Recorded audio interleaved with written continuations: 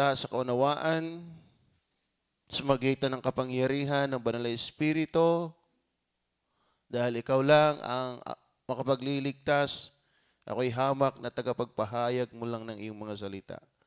Pagpalaan niyo po ang pag-aaral na ito sa pangalan ng Panginoong Hesus. Amen. Okay, pwede na pong maupo, mga minamahal. Atin pong binabagtas ang isang napakahalagang aral ng Biblia na kung wala ito at hindi ito naintindihan at hindi ito sinampalatayanan, ay gumaling ka na. Ano? Hindi ka talaga pupunta ng langit. Kasi mga minamahal, nakalulungkot na sabihin na marami ang taong inaasahan. Ano? Marami ang taong pinapaniwalaan na para pumunta ng langit. Ang iba ay sa kanilang relihiyon umaasa. Ang iba ay kay Maria umaasa. Ang iba ay sa kanilang pagpapakabuti umaasa. Ang iba ay sa pagtupad ng 10 utos umaasa.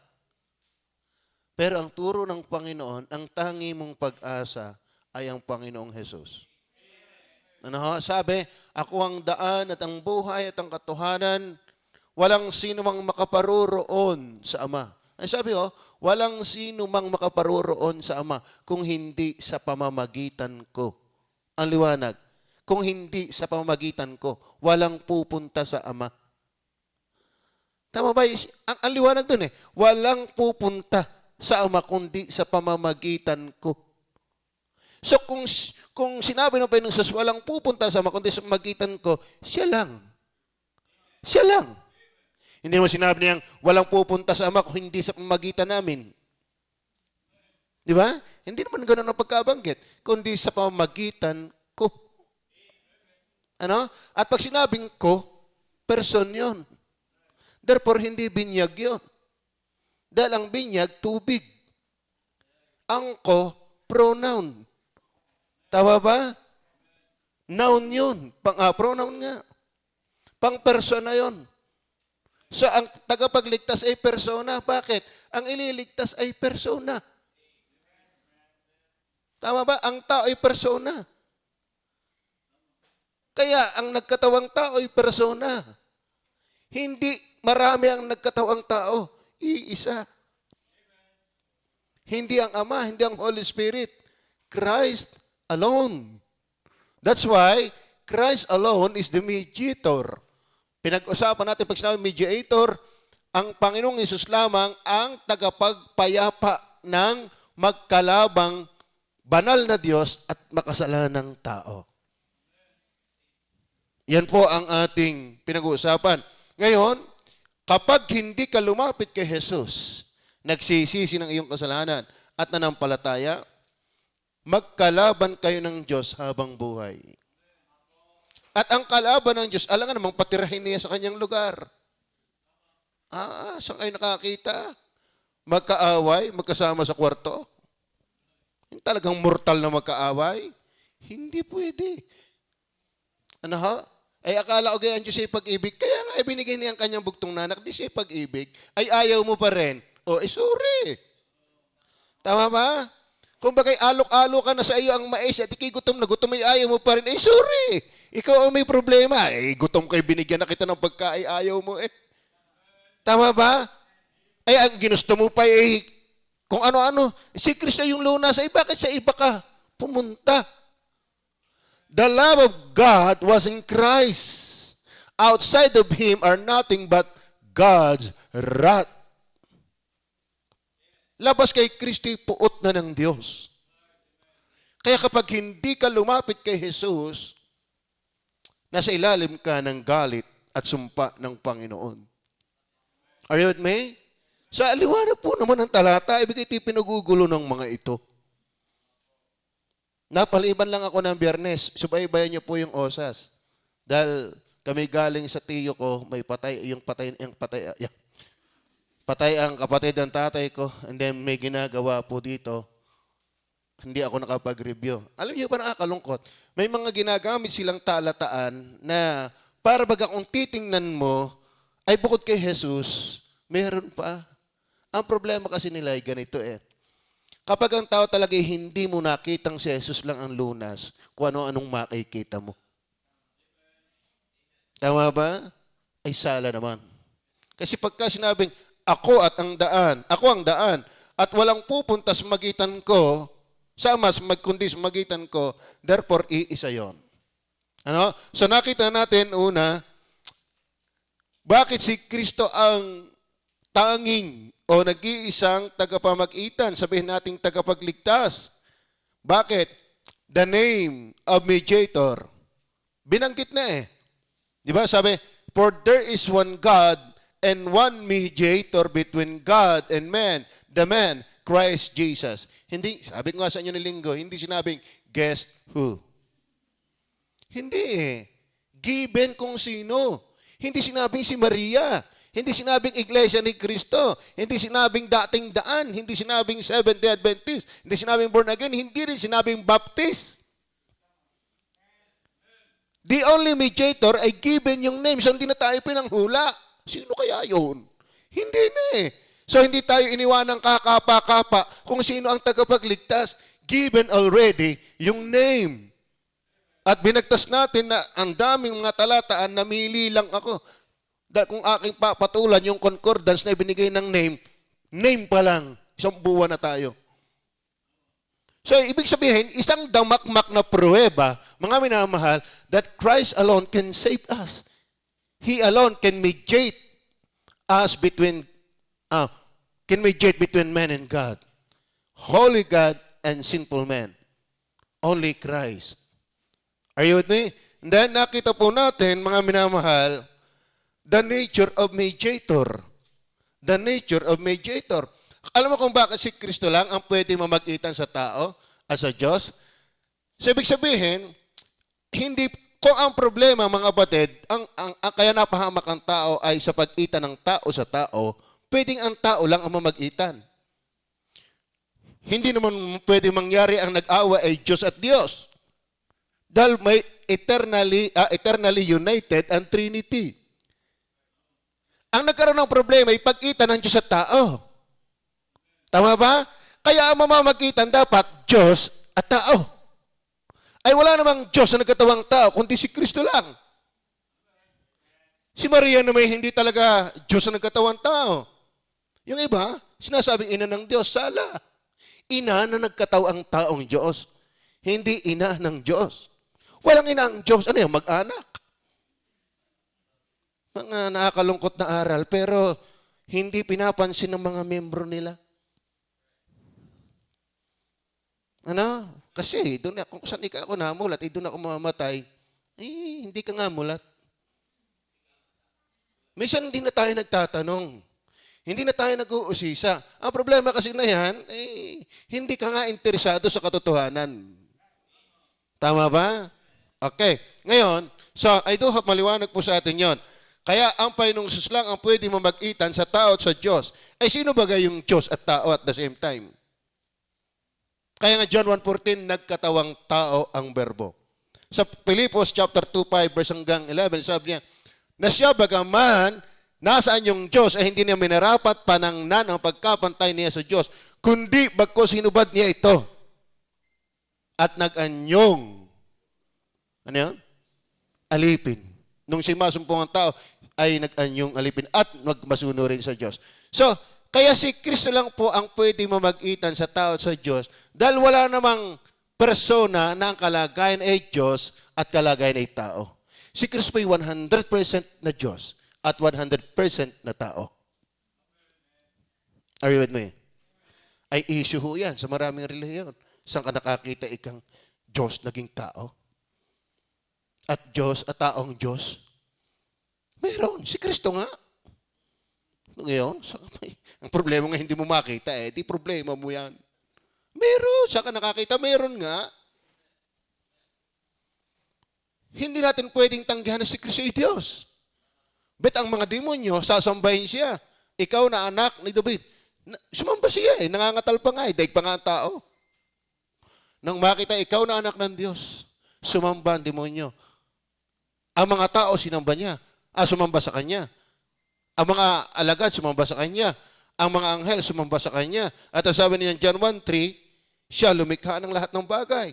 He is the exact image of the invisible God. He is the creator. He is one person of the triune God. Wala na akong pagtatalo dyan. Kung di ko matanggap, problema talaga ninyo yan. Kasi problema ko rin yan dati. Binayaan ako ng Diyos na maunawaan. At matanggap. Di ba't natanggap na pag-aralan natin niya sa pag-i-intro? So ngayon, pantatlo na tayo. The need of mediator. The need of mediator. Mapapansin po natin, ha? Alam niyo ba ang awayan ng tao at ng Diyos? Hindi Diyos ang nang-away, ha? Tao ang kumukontra sa Diyos. Alam niyo ba sa totoo na ang taong makasalanan, kontra sa Diyos. Hindi lang kontra, palaban sa Diyos. Hindi lang palaban sa Diyos, muhi sa Diyos. Alam niyo ba, ang pagkagalit ng kasalanan na taglay-taglay ng tao, nahayag sa krus ng Kalbaryo. Pinatingkad ng kaganapan sa Kalbaryo kung gaano ang galit ng taong makasalanan na bulag kay Kristo. Naintindihan niyo ba? Actually, mga kapatid, buhay pa ang Panginoon, gusto nang ipapatay ng mga tao. Naalala niyo ba yung Gadarites na sinapian ng legion na demonyo?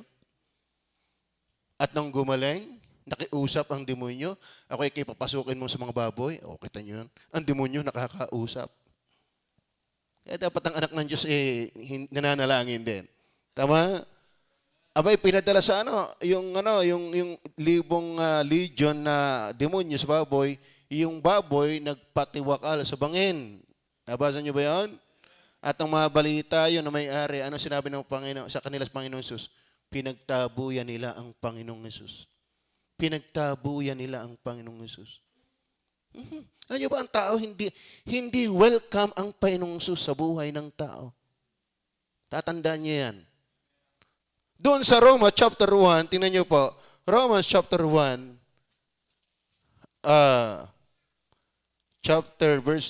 verse 32.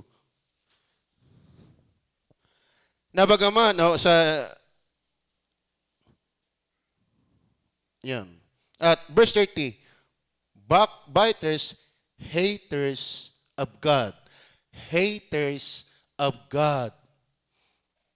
Ang tao ay muhi sa Diyos. John 3:19, naparito ang ilaw, ngunit inibig pa ng mga tao ang kadiliman, sapagkat masasama ang kanilang gawa. Kala nyo ga ang tao, totoong maka-Diyos? Hindi. Nagtatago lang sila dyan.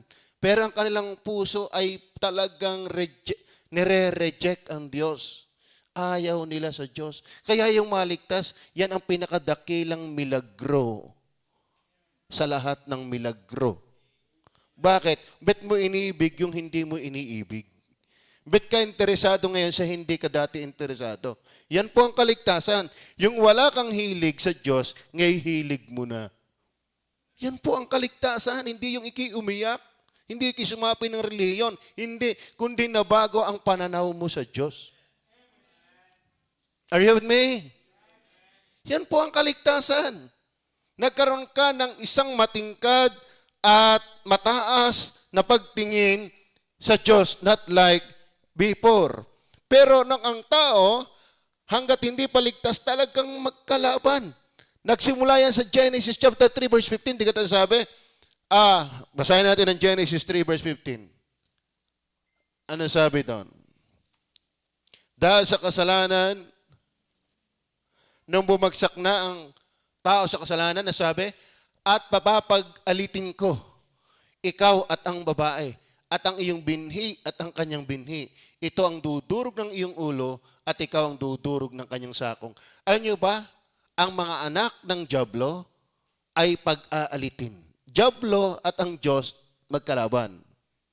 Pero yung binhi ni Eva na babangon si Jesus Christ, Yan ay si Jesus Christ. Yan ang dudurog ng ulo ng ahas ni Satanas. Pero yung mga anak ng Diablo at saka ang anak ng Diyos na katawang tao ay magkakaroon ng pag-aalit. Ibig sabihin, mga minamahal, ang taong makasalanan at ang Diyos na banal, magkalaban.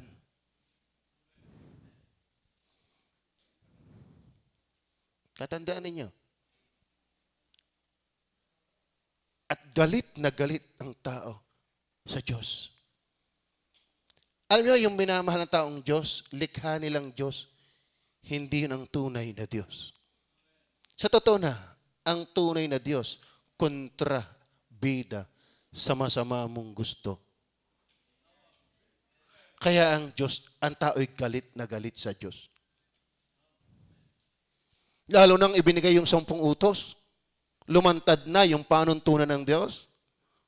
The more na-recognize ang tao na hindi tama ang kanilang buhay, sa totoo na, hanggat hindi ka naliligtas, hindi mo kayang yakapin ang panuntunan ng Diyos. Kontra ka sa Diyos. Yan ay nagsimula nung bumagsak ang tao sa kasalanan. Naminana naman kay Lucifer dahil siya nagpagbagsak sa tao kasi siya ang unang bumagsak. Si Satanas at ang Diyos magkalaban. Ay dahil ang tao makasalanan anak ni Satanas, kaya si Satanas at saka ang tao kalaban talaga ng Diyos. Ay sino yung papayapa sa labanang yan? Ay titingnan natin, sino kayo nakapalang? Sino nakapalang na? Tingnan, balik tayo sa 1 Timothy chapter 2, verse 5. Ang sabi diyan, for there is one God and one mediator. Given na po yung mediator eh. Doon sa pangangailangan ng enmity between man and God, ay nakapalang na yung Panginoong Jesus. Therefore, kaya siya lamang, siya na yung nakalagay. Tama ba? At saka siya naman lang ang pwede ilagay. Alam niyo ba, bakit ba nangyaring ganon? Bakit nawawala ang galit ng Diyos sa tao? Makasalanan. Kasi si Kristo yung taong walang kasalanan, inosente na namatay para sa makasalanan. Nung ako po'y bata pa, ako'y galit sa Maya. Dahil ako'y sumigaw ng sumigaw. Dahil kami may isang ektarya, siguro kalahating palayanan. Kapag hindi mo talaga binantayan sa Maya, walang aanihin. Dahil doon ang Maya, pag sumigaw ka, biglang nadilim sa kakapalan ng Maya. Eh ngayon halimbawa, sumigaw ka, biglang paltik mo, pinakamababa itong 3 ang may tama, yung pang-ulam namin. Kaso lai, kumpara sa 3 Maya, sa inuhubos ng mga pilapilapil. Kaya ako doon nakatanghor doon sa pila-pilan, maghapon. Iloy, dyan ka. Di ako taga, dahil naman kayong boses ko doon na-develop. Sa galit kayo aking makahuli ng Maya, ilalapirutin ko ang ulo niya. Galit na galit talaga ako sa Maya. Talagang iniihaw ko yun. Doon ko binabawi ang aking bugnot. Yung iba na may talagang dinudurog ko na pambira kayo kung hindi makapagsugal dahil ninyo. Labang-laban na sila puso yan doon. Ako naandin sa mayahan dahil ninyo. Galit na galit ako dyan. Pero ang aking tiyo ay magaling manghuli ng tikling. Yun ay sa hapon na huli.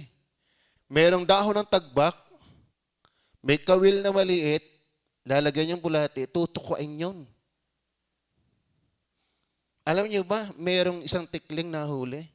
Nung pipitikin ko, ako ba ako'y manuno? Sabi na, akatakot, pipitikin na rin ang amo. Hindi ko mapitik para ang bait-bait tingnan. Hindi ko magawa yung ginagawa ko sa Maya doon sa nahuling tikling. So, gari, baka ako'y, baka ito'y diwata, baka ako'y. Hindi ko Ay, mga minamahal, si Kristo'y maamo, inosente. Bakit pinatay, binugbog, pinarusahan, kinalugdang parusahan ng Diyos? Kasi nagmukha siyang mayang nakakaiyamot nung dalhin niya ang kasalanan natin. Naintindihan niyo ba yan? Siya'y tupang maamo na hindi man lang umimik sa patayan hanggang sa maganap niya ang katubusan. Kaya walang pwedeng tagapagligtas. Walang pwedeng mag-apis ng galit at niyong mainit na labanan sa pagitan ng kadiliman at liwanag, ng kabanalan at kasalanan. Only Christ. Are you with me? Wala hong umako ng makasalanan, kundi yung inosente sa kasalanan. Bakit siya inosente sa kasalanan? Kasi siya'y banal at hindi pwedeng magkasala. Kasi siya'y Diyos na nagkatawang tao. Naintindihan niyo ba yun? Oo. Alam niyo ho ba? Kasalanan sa Diyos ang patayin ang inosente at tanggapin ang makasalanan. Pero bakit natanggap ka niya? Ay hindi ka naman inosente. Pero bakit pinarusahan ang inosente? Naintindihan niyo ba yan? Si Kristo'y pinarusahan dahil sa iyo at sa akin. Para tayo matanggap. Kaya pag ikilumapit kay Kristo, hindi na kayo magkaaway. Isa ka na niyang anak at tagapagmana. The believers are no longer God's enemy, but His beloved children. Are you with me?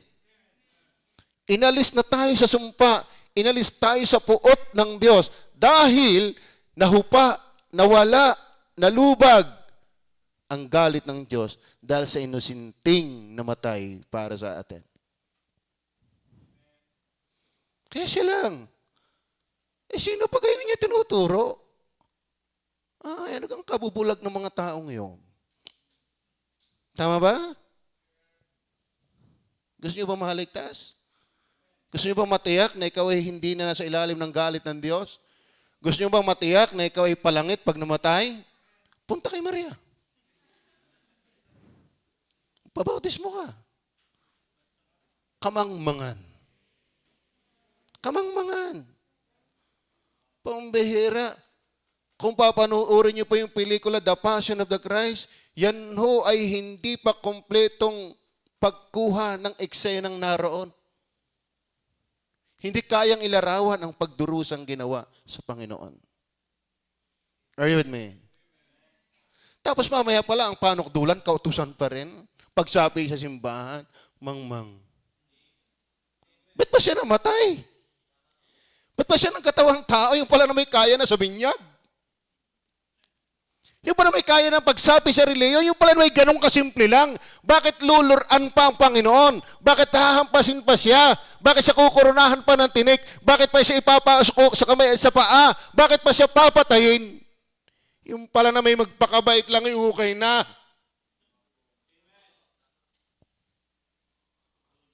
Tama ba? Kaya isang insulto. Kaya ito, alam mo, to reject Christ, ayun ay ibig sabihin talaga ang tao'y may galit sa Diyos. Talaga ang tao'y mangmang sa Diyos. Talaga ang tao'y kontra sa Diyos. Talaga ang tao'y kalaban ng Diyos. Hanggat hindi mo tunay na sinasampalatayan ng si Kristo, hindi ka pa nagtataas ang bandila mo na sumusuko ka na sa Diyos. Tama ba? Kalaban ka pa ng Diyos. Kaya wag mong tawagin si Satanas ay masama. Kaisa ka niya. Tama? Kala mo ka ang masama lang yung may sungay, may buntot. Anak ka niya. Hanggat hindi mo binababa ang bandira. At binababa mo na ang bandira mo kung si Kristo ang sinasampalatayanan mo na siya lamang ang tagapagligtas. Tama ba? Are you with me? Maliwanag ho ba yun? Kasi mga minamahal, ang tao'y kalaban talaga ng Diyos. Tingnan niyo po, Romans chapter 8, verse 7. Tingnan niyo po. Kaya uling tapusin pare.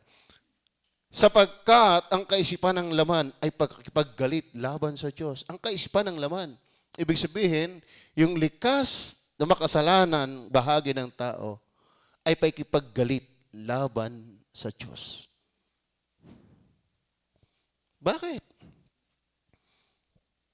Tuloy natin ang talata, sabi, sapagkat hindi napasasaklaw sa kautusan ng Diyos.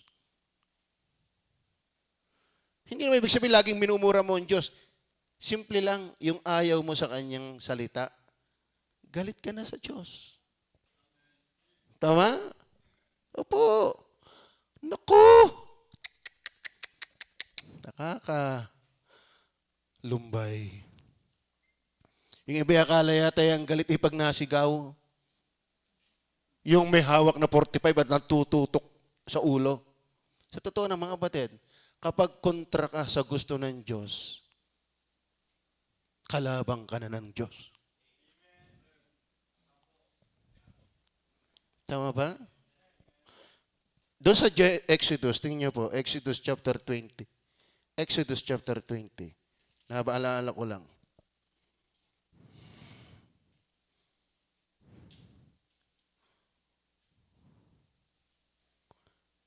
Verse 4 muna. Huwag kang gagawa para sa iyo ng larawang inanyuan o ng kawangis man ng anumang anyong nasa itaas sa langit o ng nasa ibaba sa lupa o ng nasa tubig sa ilalim ng lupa. Huwag mong yuyukuran sila o paglilingkuran man sila, sapagkat akong Panginoon mong Diyos ay Diyos na mapanibughuin, na aking dinadalaw ang katampalasanan ng mga magulang sa mga anak hanggang sa ikatlo at ikaapat na sali ng lahi ng mga napupuot sa akin. Sino yung napupuot dito? Yung sumasamba sa ibang Diyos-Diyosan. Akala ka natin yung napupuot lagi ay yung laging nakasimangot. Hindi.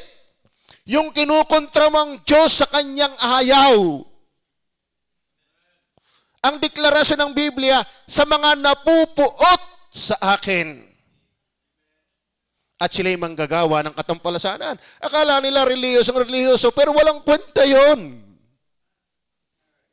Kaya nga sabi ng Panginoon, lumayo kayo sa akin, kayong manggagawa ng katampalasanan.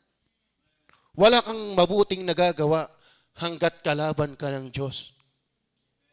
Sa totoo na, wala kang nagagawa at naibibigay na pabor sa Diyos hanggat hindi ka suko sa Diyos.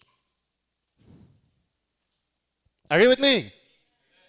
Totoo po yan. Ngayon mga minamahal, nagkakaroon po ng tinatawag na pagkakasundo, kapayapaan, ceasefire. Kumbaga, nagkakaroon ng ceasefire. Natigil ang labanan. Natigil ang digmaan, natigil ang sigalot, natigil ang kontrahan kapag ang tao ay sumuko kay Kristo bilang tanging mediator. Are you with me? Kaya halata mo ang tao ay hindi pa ligtas. Wala pa kay Kristo. Kasi kalaban pa rin ng kanyang hangarin pang-araw-araw na buhay ang Diyos. Maliwanag ho ba yan? Tingnan po ang Mark chapter 10 verse 5. Datapwat sinabi sa kanila ni Jesus, dahil sa katigasan ng inyong puso. Dahil sa katigasan ng inyong puso. Alam niyo ba, hindi plataforma ng Diyos ang divorce sa context. Pero bakit si Moises ay naglagda na pwede nang i-allow ang divorce? Ang sabi ng Bible, hindi dahil sa gusto ng Diyos, kasi ang tigas lang talaga ng inyong puso. Tama ba? Sa totoo na mga kapatid, lahat ng batas ng Diyos patungkol sa kabanalan, patungkol sa katwiran, hindi yan inaayunan ng makasalanan. Kaya itinatawag na, ano ba yun, yung Soji. Pinagdidiinan nilang makapasayan. Bakit? Hindi nila matanggap na ayaw ng Diyos ng tumboy at bakla. Laging kontra ang makasalanan sa batas ng Diyos dahil matigas ang puso. Talaga ang Diyos at tao'y mortal na magkalaban sa pagiging banal ng Diyos at makasalanan ng tao. Tama? Mga kapatid, hindi ho basta ang away ng Diyos at tao. Bakit dadalhin ka sa impyerno kung simple lang ang ginagawa mong kasalanan sa Diyos? At bakit naman kung dadalhin ka sa langit, kinakailangan mamatay ang Diyos na magkatawang tao? Kung simple lang ang alitang namamagitan. Bakit ikaw at akong makasalanan? Kung hindi lalapit kay Kristo, papunta kang impyerno. Ibig sabihin, hindi simple ang lamat sa pagitan ng Diyos at tao.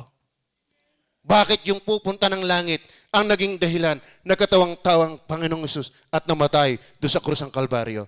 Hindi simple ang lamat, ang labanan, enmity, sigalot, kontrahan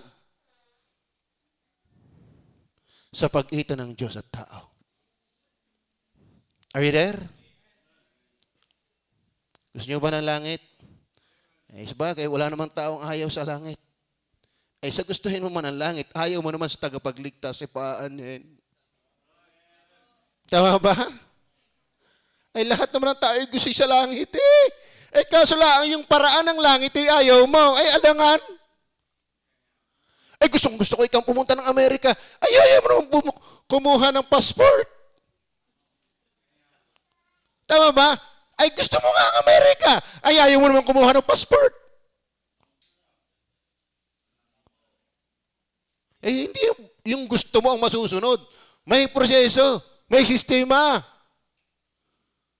Ang sistema, proseso ng langit. Gusto mong langit? Ang tanong, suko ka na ba kay Kristo? Naintindihan niyo ko yun?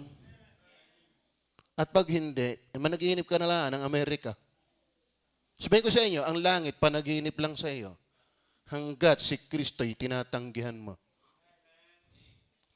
Di naman ako ikanatanggi kay Kristo. Kaya nga dinamihan ko na may Kristo na, may Maria pa, may bautismo pa. Sala rin yun. Ibig sabihin, hindi ka talaga naniniwala na siya lang.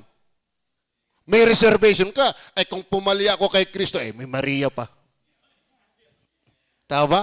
Kung palya na naman ako kay Maria, may bautismo pa ako. Sumala man ang isa dyan, ako'y tatama. Kapag ganyan ang panuntunan mo, hilaw ka kay Kristo. Tama ba? Pag nanampalataya ka kay Kristo, wala nang reservation. Ibig sabihin, sold out ka, solve ka, resolve ka. You alone can save me. Kaya hindi ko pwedeng yakap ang lahat. Iwanan mo ang lahat. Ang itita mo'y si Jesus lang. Tama ba? Tama ba? Yun po ang tama. Marami pa tayong babasahin. Pero, number 4 na tayo. Number 4. The neglect of mediator. Tingnan po natin. Kapag ang tao ay tumanggi, yung pakilagay ng talataan natin. Hebrew chapter 10, verse 26 hanggang 31. Sapagkat kung ating sinasadya ang pagkakasala,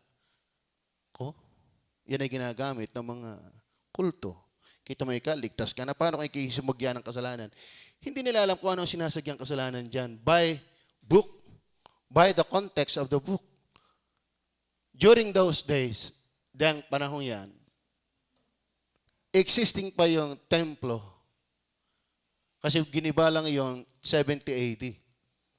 May mga Christian Jews na hanggang noon, si Kristo na ialay na, nabayubay na sa krus ng Kalbaryo, naghahandog pa ng tupa ng turo. Sabi niya, si Kristo ay naihandog na. Wala nang haing natitira pa. So ang kasalanang sinasagya dyan, mali na yung maghandog ka pa uli ng turo. Kasi sa New Testament, hindi na tayo papatay ng turo. Pwede, di panghanda sa anniversary. Pero hindi yung katulad ng kaugalian na parang yan ang magdadala ng iyong kasalanan. Hindi na. Kasi namatay na yung magdadala ng ating kasalanan. Si Kristo. So ngayon, sapagkat kung ating sinasadya ang pagkakasala, pagkatapos na ating matanggap, ang pagkakilala sa katotohanan ay wala nang haing natitira pa. Ano ibig sabihin? Wala nang haing natitira pa patungkol sa mga kasalanan. Si Kristo na lang yun. Pagkatapos ni Kristo, wala nang susunod. Naintindihan niyo ba yun? Kaya Christ alone is the mediator. Kasi yung Old Testament ay sinisimbolahan lang ni Kristo. Nagtataklob ng kasalanan pero hindi nag-aalis ng kasalanan. Pero sabi ng John 1:29, narito ang kordero ng Diyos na nag-aalis, hindi lang nagtataklob, nag-aalis ng kasalanan, hindi lang ng Israel, kundi ng buong sanglibutan. Are you with me? Ngayon, naihandog na si Kristo. Ay bakit ang sabi, pakibalik. Nung may handog si Kristo, ano sabi ng verse 26? Wala nang haing natitira pa. So, ibig sabihin, ganito, si Kristo, ang tanging tagapagligtas, tagapamagitan sa Diyos at sa tao, wala na. Bakit? Kung siya ay hindi sapat, dapat ganito. Ano yun? Siya ang isa sa haing at may natitira pa. Hindi, wala na eh. Wala nang haing natitira pa. Ibig sabihin, final na yon. Kaya kapag may iginigiit ka pa bukod sa ginawang ni Kristong kaligtasan, ito ang susunod sa iyo, verse 27. Verse 27. Kundi isang kakilakilabot na paghihintay sa paghuhukom at isang kabangisan ng apoy nalalamon sa mga kaaway. Take note, kaaway ang turing sa iyo ng Diyos hanggat hindi mo sinasampalatayan ang si Jesus, ang tanging hain. Kaya nga siya ang mediator, may away eh. Na maaalis lamang yung sigalot na yan, matinding sigalot na yan, kapag yung haing ginawa ni Kristo sa krus ng Kalbaryo, yun ang sinampalatayanan mo. Pero kapag hindi, kakilakilabot na paghihintay na paghuhukom. Wala nang extra favor, grace outside of Christ. Kaya nga sabi ng Roma chapter 2 verse 6, dahil sa katigasan ng inyong puso, nag-iipon kayo ng puot ng Diyos sa tapat na paghuhukom. Ibig sabihin, kapag hindi ka nagsisi ngayon, wala ka ng ibang aabangan, kundi galit lamang ng Diyos.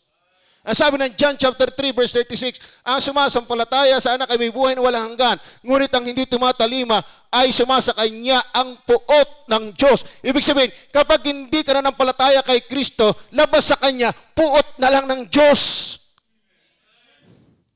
Bakit? Wala nang haing natitira. Pag sinabing wala na, wala na. Abay, meron pa daw ay bautismo.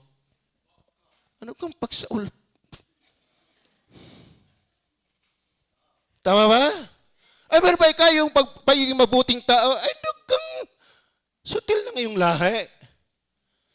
Dudunong kabaga sinabi ng Bible, wala nang haing natitira. And there is only one, not two, not three, not four, not 100 mediator between man and God. Pag sinabing one, kung kinakakaintindi ng one, hindi yun two. Tama ba? Kaya kung hindi si Kristo ang iyong sinusukuan, ay, ayun, sabi kundi isang kakilakilabot. Yung salitang kakilakilabot, nangingilabot ka na nga pagka nagdadagusdusan yung kidlat sa bunganga ng taal. Nangingilabot ng tao, hindi pa yan ang nakakakilabot. Nangingilabot ang tao pagka ang dagat biglang kumakati ng napakalayong kati. Halos lang pa sa gitna. Ayaw ba pagka daw ang ganyan ng dagat, may tsunami. Darating. Nangingilabot na tayo sa signal 4, signal number 5. Sa totoo na, hindi yan ang tunay na nakakakilabot. Yung galit ng Diyos ang nakakakilabot. Dahil siya ang kayang magdala sa iyo sa impyerno. Bakit? Tinanggihan mo yung lunas niya. Tama ba? Huwag mo sasabihin, mahal ko ang Diyos na ayaw mo sa kanyang paraan. Verse 28, ano sabi? Ang magpawalang halaga sa katusan ni Moises, sa patutuan ng 2-3 saksi, ay mamamatay na walang awa. Tingnan yan. Ano mamamatay na walang awa? Ibig sabihin, hindi talaga kaawa-awa ang tao. Yung tanggihan mo, yung binigay ni Moises, yung 10 utos, yung hindi mo sinusunod, papatayin walang awa. Sa totoo ng mga kapatid, ang makasalanan, hindi nakakaawa. Yung iba lang masyadong maawain. Maawain pa sa Diyos. Totoo na. Kaya pinapakalma ng Diyos yung mga eleksyon. Paano yung iba? Ano yan? Mas maawain ka pa sa Diyos. Tayo kinawaan. Hindi tayo kawa-awa. Sabi, papatayin walang awa. Yung sinabi, papatayin walang awa. No, kayo nanonood pa yung unang incheck na karate. Hindi ko patingnan sa ibang kapatid ko pag ako nanonood kasi brutal. May hawak na punyal. Tapos nakikita mong inihiwa at pinataas pa yung punyal pataas. Pelikula lang yun, pero ang nakakalungkot. Panuorin. Para bagang kita mong nagmamakaawa, hindi patuloy ang paghiwag ng sikmura ng tao. Alam ba ang tao, sa pagiging makasalanan, titirisin. Kumbaga sa patiner, papatayin. Bakit? Kaaway ka nga eh. Saan ka nakakita? I love you, my enemy. Wala. Outside of Christ, you will remain God's enemy. Pero ang sasampalatayan mo si Kristo, maaapis. There will be a reconciliation between man and God. Kasi si Kristo yung reconciler. Verse 29.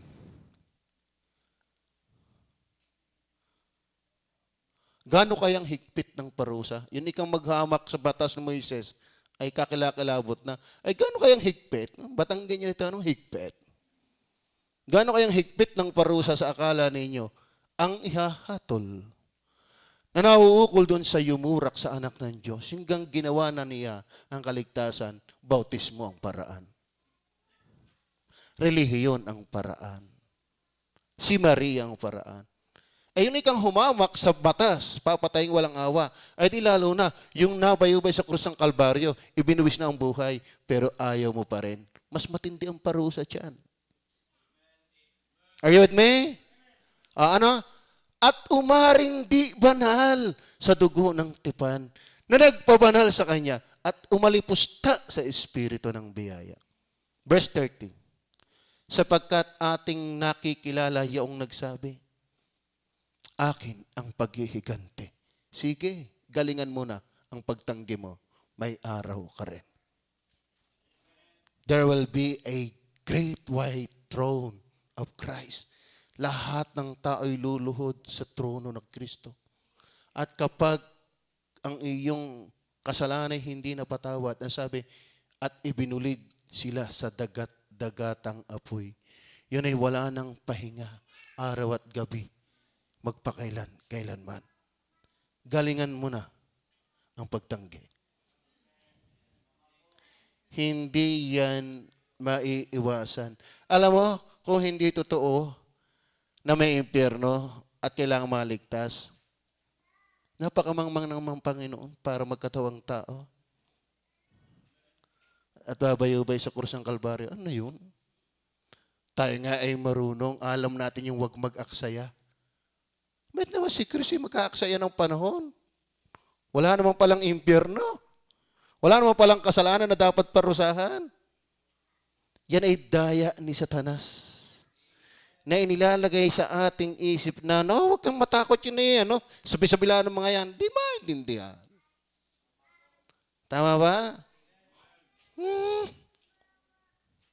Pag naman igkas na, pag pumuputok ng taalay, takbo rin naman. Yabang na yabang, kalamay kung sino. Masama nito, taga-Sambales. Ang layo. Ay kung maalarma eh. Sapagat ating nakikilala yung nagsabi, akin ang pagiganti, ako ang gaganti. Ako ang gaganti. At muli, huhukuman ng Panginoon ang kanyang bayan. Hanggang 30 ba tayo? 31. Kakilakilabot na bagay ang mahulog sa mga kamay ng Diyos na buhay. Sige, hindi ho katuwa-tuwa, hindi ka enjoy-enjoy, hindi ka panaginip. What a dream for that. Nasabi, kakilakilabot. Huwag ka nang magdalawang isip ngayon. There is only one mediator. Hindi, alam mo, kaya hindi nakakalito ang Diyos kung tutuusin. Saan ka nakakalitong iisa? Hindi ka? Eh siguro kung yun ay 10, alin kaya dyan? Kaya nga hindi nga sinabing, guess who? Si Kristo hindi nakakalito. Si Satanas, nililito ka lang. Kasi kung ano-anong sinabi sa iyo. At saka pandalawa, kapit talaga ang kasalanan sa iyo. Tama? Then last, the narc, a mediator. Ano yun? Ang ibig sabihin po niyan ay annoy somebody, offend, irritate. Mind you, hindi ho lahat talaga umaayon na si Kristo lang ang tagapagligtas. Sa kabila ng mga warning. Sana hindi ka kabilang doon. 1 Timothy 2 verse 5, ang liwanag, one mediator. Pero tingnan niyo po ang 1 Peter chapter 2 verse 7 and 8. Pakilagay. Tatapusin natin ito, hindi ba rin hindi. Sa inyo ngang nananampalataya, siya'y mahalaga. Praise the Lord. Tama ba? Sa inyong nananampalataya, siya'y mahalaga. Datapwat sa hindi nananampalataya, ang batong itinakwil ng nagsisipagtayo ng bahay, siyang naging pangulo sa panulok, verse 8, at batong katitisuran. At bato na pangbuwal. Si Kristo ay pangtayo doon sa nananampalataya, pero siya ay pangwasak doon sa mapagmatigas. Kaya si Kristo ay good news and bad news. Siya ay good news doon sa sumusuko, pero delikado ka kung ayaw mong sumuko. Siya ay pangtayo, pero siya rin pangbuwal. Siya ay tagapagligtas, pero siya rin ang hahatol. Kaya mali yung mga paniniwala nilang puro ang Diyos ay good, good, good. Kasi ang tingin mo sa good in favor of you. Kaya pagka hindi na favor sa iyo, ang Diyos ay masama. No! Ang Diyos ay mabuti kahit dalhin ka sa impyerno. Bakit? Hindi siya nag-compromise sa kabanalan. Tama ba? Ang Diyos po, kaya mabuti, siya ay hindi susuko sa kanyang standard para lang pagbigyan yung pasaway. Hindi. Dahil kung ang Diyos ay ganon, di Satanas kasama natin sa langit. Maawa na kayo kay Lucifer. Siya na may mabait din. Nagkamali laang. Hindi gayon ang Diyos. Tama ba? There is no such compromising when it comes to God's holiness. God will eternally execute what is right and what is just. So if you're not inclined, if you're not surrendered to Christ, what you are going to experience is God's punishment. Are you with me? Pero sa iba, katitisuran yan. Kasi si Kristo yung mahalaga lang sa nananampalataya. Pero si Kristo yung pangbuwal at katitisuran sa hindi mananampalataya. Are you with me? Yan ang narc. John 5:17 to 18. Tingnan niyo po ang John. Malapit na tayong matapos. Datapwat sinagot sila ni Jesus, hanggang ngayon gumagawa ang aking Ama at ako'y gumagawa. Tingnan niyo po ang nangyari. Ano nangyari? Dahil dito ngayon lalo nang pinagsikapan ng mga Hudyo na siya'y patayin. Tingnan niyo, si Kristo hindi cute sa unbeliever. Are you with me? Si Kristo ay hindi desirable sa unbeliever. Kapag si Kristo ay nagturo na parang inaakala nila ay parang kontra sa kanilang kinasanayang paniniwala, ang reaksyon ng tao, tingnan nyo, Dapat, dahil nga dito lalo nang pinagsikapan ng mga Hudyo na siya patayin. Bakit? Sapagkat hindi lamang sinira ang araw ng Sabat. Kita mo yan, ang Panginoon pala'y labagista. Aralin niyo ang Bible, marami kayong matutok mong katotohanan. Si Kristo'y hindi nangingilin ng Sabat. Yun oh. Sapagkat hindi lamang sinira ang araw ng Sabat. Bakit? Ang Sabat, araw ng pamamahinga. Si Kristo, Sabat nagpapagaling. Sabat nagtuturo. Are you there? Hindi lang sinira ng Panginoon ng Sabat, kundi tinatawag din naman na kanyang sarili ang Ama, sariling Ama ang Diyos, na siya'y nakikipantay sa Diyos. Kaya yung hindi maniwalang si Kristo ay Diyos, si Kristo ay katitisuran. Totoo. Are you there? Talagang magkakandalaite ang mga yan. Kaya hindi ka maliligtas kapag hindi mo natanggap na si Kristo Diyos na katawang tao, na siya lamang ang tagapamagitan sa Diyos at sa tao. Dahil si Kristo ay mahalaga lang doon sa nananampalataya, pero katitisuran doon sa hindi. Are you with me? Si Kristo ba'y mahalaga sa inyo? Kayo ba niniwala si Kristo lang ang lunas? Siya ay Diyos. Ayan ba, ang naturo na sa atin, ang pinaka-pamantayan lang man talaga ng tao ay kulto, bilong sa kultong paniniwala. Kapag ang kaligtasan ay hindi sa pamamagitan ng pananampalataya lamang, kay Kristo nagkatawang tao. Are you there? Pero mababait yun kung kausap.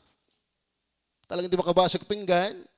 Pero sabihin mo, si Jesus lang tagapagligtas, hindi yung kabutihan mo, hindi ang binyag mo, hindi ang relihiyon mo. Teka muna, walang pakialaman. Tiga?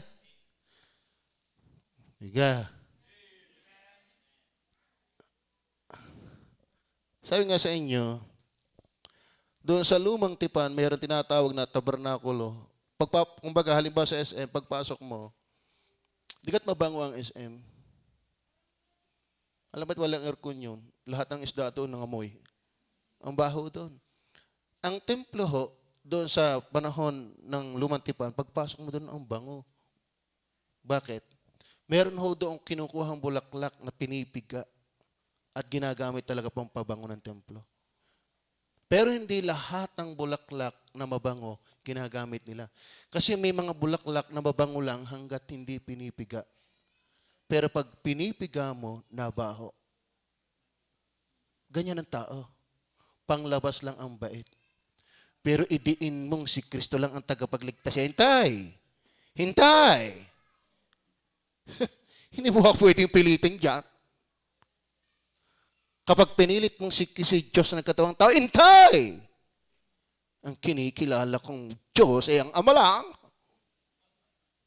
At ang tagapagligtas ay ang pagsapi sa amin. Ba't pag na-create yung mga debate na yan? Kung ang tao hindi kontra sa Diyos. Are you with me?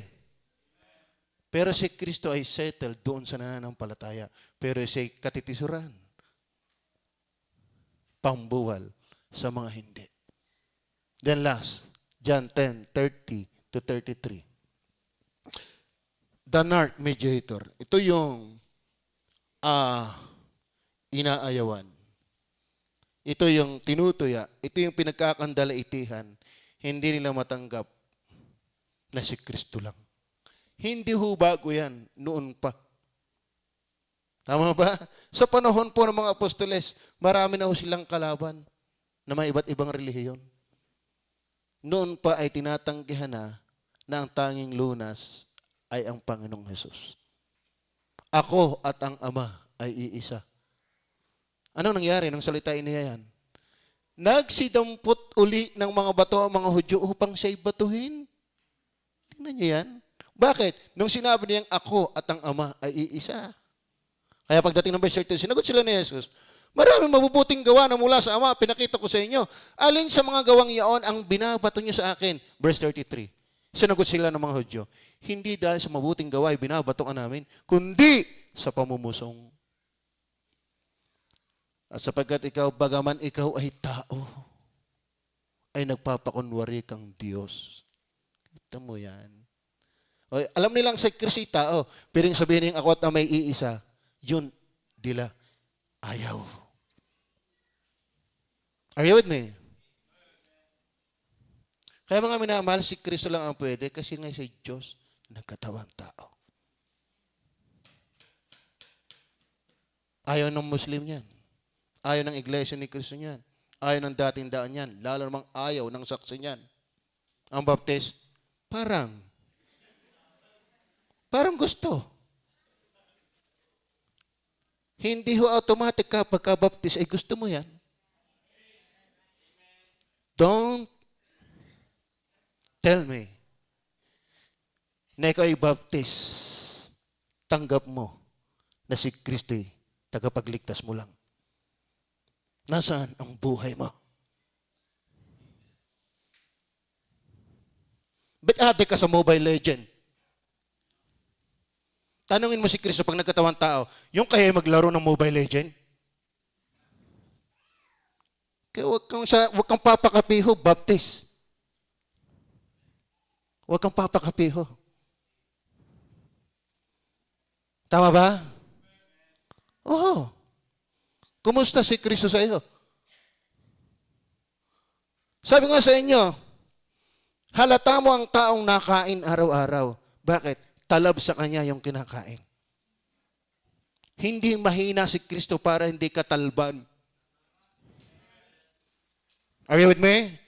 Nung ako'y bata, nabangga ako ng bike. Naglalaro ako ng Jolene. Naglalaro ako ng text. Biglang may dumaang bike. Nasabitan ako. Alam niyo ba ako'y nasabitan na rin? Hindi lang ng medal, ng bike. Nung madasabitan ng ako, gulong ako mula sa tramo, gulong ako doon sa ilalim. Galing sa ibabaw ng tramo. Bakit? May pursa yung bike. Kaya gulong ako sa ilalim. Ako ay magpupulpul. Magaling ako dyan sa pulpul. Pag hinawakan ko na ang stako, sinipat ko na ang bato, papuntang pitchas, talagang hulog yan, kahit patago. Ang puntos lang, pag tinamaan ng bato, ang pitchas, sa gitsit. Pinuplarwakan ko pa yun, nilalagyan ko pa ng gawgaw. Tapos tinamaan ka ni Kristo, hindi ka mabago. Huwag mo sasabihin, baptist ka. Tama ba? Tama ba? Tapos may gawa dyan, paghuhukay, nananawagan ako, hindi ka maingli. Tapos sa Mobile Legend, adik ka. Uy, saliksikin mo yung pagiging baptist mo, uy. Tama ba? Baka isa ka sa magdadagdag ng populasyon sa impyerno ng bilang ng baptist. Dahil ako yung iniwalang may baptist sa impyerno. Kasi hindi baptist ang tagapagligtas. Christ alone is the mediator, not Baptist Church. Kaya examine yourself if you are indeed believers of Christ. Pagka-baptist ka, naligtas, magbago ka. Tama ba? Dahil ang nakay Kristo, bagong nilalang. Narito, ang dating bagay, nagsilipas na. Narito sila'y pawang, naging mga bago. Kaya ang sino mang nakay Kristo, bagong nilalang. Nangihina tayo, mga kapatid.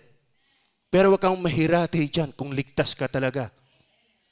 Tama ba? Si Pedro ay nagkasala ng pag-deny 3 beses kay Kristo. So, apostol yun. Apostol nang ihina. Lalo pa naman tayo. Pero iba yung nanghina kaysa bumalik ka sa pusali. You may be backslidden, but not guilt of apostasy. Alam mo lang ang tama, pero hindi ka sa tama. Kaya, ang laki ng iyong tama. Ang prodigal son, nang hina, pero bumalik. Kaya kung tunay kang ligtas, babalik ka. And you will never enjoy the presence of Mobile Legend if you are genuine believers. Tugtog pa lang ng rock, nakakasama na ng lasa eh. Kaya alam ko ako'y Kristiyano eh. Pati music, alam ko yung pang-aking at pang-hindi. Tama ba? Nakakalungkot nga isang pastor nagsundo sa akin, kumawon sa akin. Habang ako luro na kanyang sakyan, puro kay Aguilar ang kanta. Okay, bless na bless eh. Lula ako habang kami nandun, gayon. Nagsisi at sa isip. Wala mang lamang ang Christian song din eh. Kasi may mga ganyan hindi tinitira, pati music. Dito, kompleto Ricardo. Tama ba? At kabihin ko sa iyo, kung paanong halata ang hindi ligtas, dapat halata ang ligtas.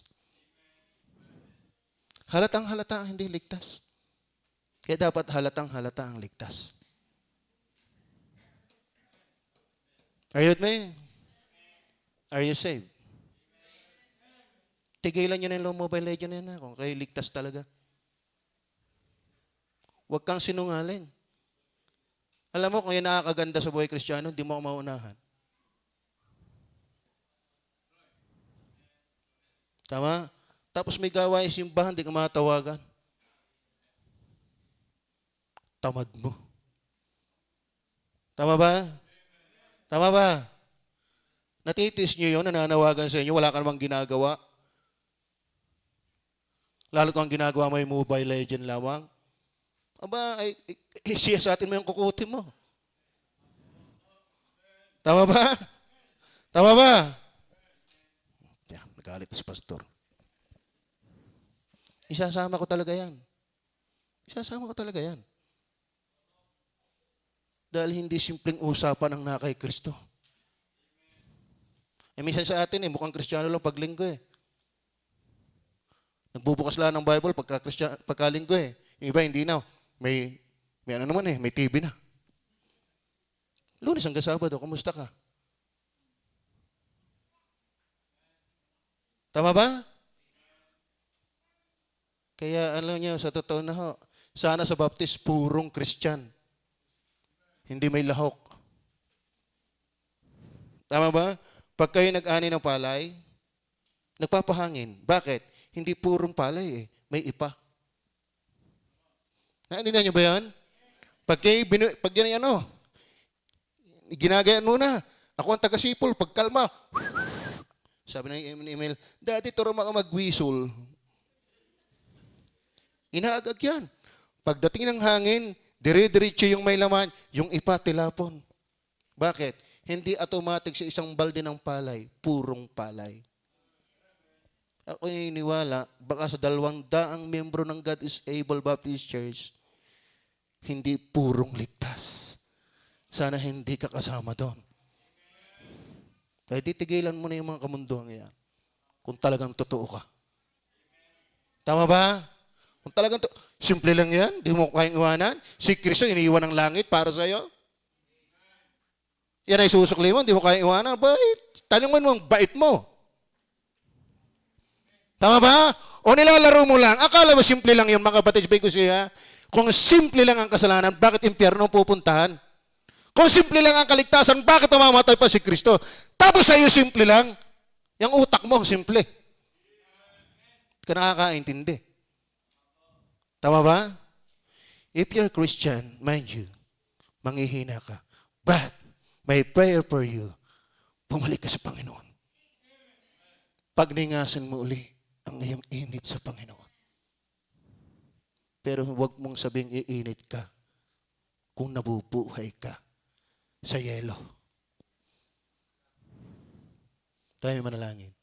Mapagpala namin Diyos sa langit. Salamat po na marami